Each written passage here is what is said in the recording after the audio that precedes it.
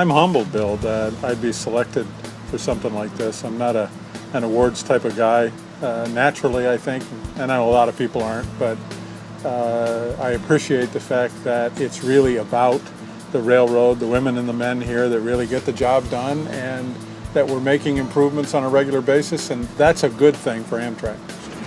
So there's a great deal of value that we're adding to this nation, but there's still a national need to have a connectivity with passenger railroads coast to coast and border to border. We're buying equipment, we're increasing our revenues, we're increasing our ridership, we're changing our direction. We actually have a strategy. The three things in our strategic plan that we know we have to make happen: safety, customer service, and a better financial bottom line.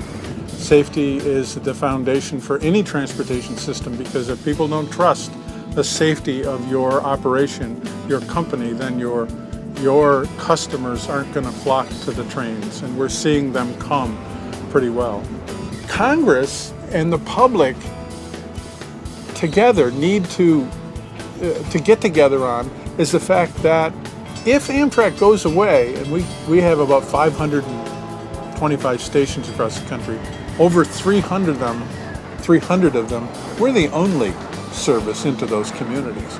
So the economy in those communities, and you can see it in La Junta, Colorado, for example, on our Southwest Chief service, are fully dependent in many ways upon the ability to come in and out of their communities with rail and the connectivity to rail. And the other thing that I know, to lead, you have to have logic, and you have to have compassion, and you have to have a clear direction of where you're going. Part of the compassion that our nation has, and yet isn't always expressed, is the fact that buses have gone away, aviation has gone away. The middle of our country, in a lot of ways today, needs an ability for those in my generation, I'll be 65, and those in front of me in age, to be able to travel other than on just interstate highways. We also have a very important role in increasing revenues and reducing costs. Congress wants that, and so does the public. They want to see a system that really produces efficiencies and provides a better service. Those are difficult things to do, but they're not insurmountable, and we're seeing that today. We need to build infrastructure to grow this nation and to grow our economy. And it's all infrastructure, it's not just railroads. So we're talking about the necessity here to think about a balanced transportation system.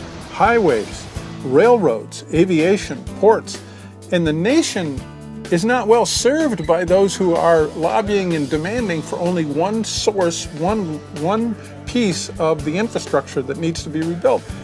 We know that for the future, we can reduce the time traveled on a continuing basis as we improve the railroad. We know in order to get to that 220 miles an hour, there needs to be a major change in the United States government policy of making investment in railroads. But we can't stop improving the existing railroad, and that's what we've set about and we are doing. There's going to be some future opportunities, because our debt is really to the future. It's not to the past.